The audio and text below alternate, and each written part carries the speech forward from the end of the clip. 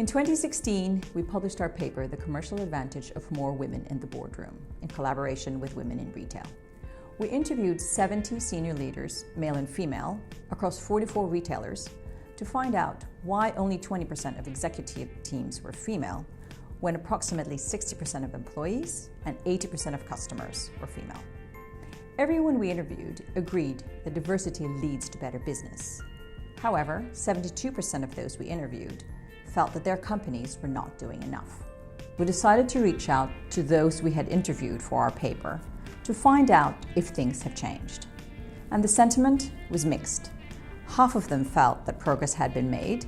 However, the other half felt that more needs to be done. So let's hear from some of those leaders that we had spoken to. Do you think much progress has been made in turning the gender balance dial in retail? So I think there is progress being made. I think the number of big companies, medium companies that are having formalised programmes that their teams take part in to help drive gender diversity, particularly at the senior levels, is increasing. I think we are seeing and hearing more people talk about gender leadership and demonstrate the impact it can have on results. But I'm afraid at the end of the day, the numbers would say we're not making enough progress quickly enough. I think we have to acknowledge the progress the industry has already made. I think it is an industry where females have a fabulous representation. It's not enough, there's more to do, but I think that recent CEO appointments have been wonderful and been really helpful in showing retail as a place to come for a career, as a place for lots and lots of opportunities for everyone. Do you think your organisation has made progress? I'm really proud and excited to be part of an organisation where the gender diversity at the senior levels, be that our executive board or our operating board, is broadly 50-50. In fact, my male colleagues often remind me that on our exec board it's actually 60-40 in favour of the girls. But for our organisation, our focus is now much earlier in people's careers. So the diversity for the teams, first-line managers, for teams looking to take on operating board positions is our main focus.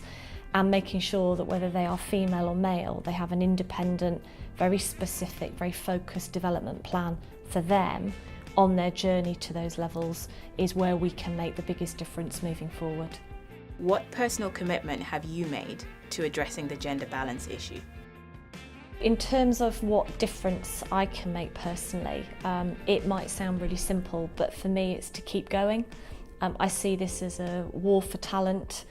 It's something you've got to keep doing again and again and again until this becomes a way of life and not just an initiative. Then the approach is to keep doing more and keep doing what you're doing even better year in, year out. My personal commitment is I see it as a fundamental part of my job to make sure that there is equal opportunity for everyone in my organisation to get on. And as part of that, working tirelessly to make sure that talent at every level and as an early and late in the talent journey get on in a way that they want to. And it's my job to make sure that we provide those opportunities and find ways to break down those barriers.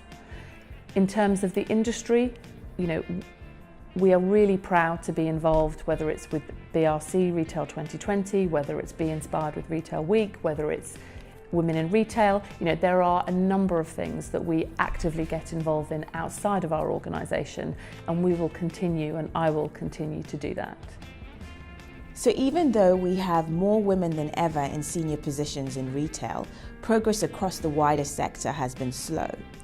We do know from speaking to our interviewees that more men and women are making the personal commitment as individuals to actively lobby and participate in addressing the gender balance issue within their own organizations. We've seen several of our interviewees mention their participation as mentors in programs like Retail Week's Be Inspired campaign. However, we do not see a collective action across retail like the Women in Finance Charter that exists in financial services. What do you think it took to make that change happen? Well, in financial services, it took Challenger Bank CEO Jayna Angadia from Virgin Money to lead the charge and create the Women in Finance Charter.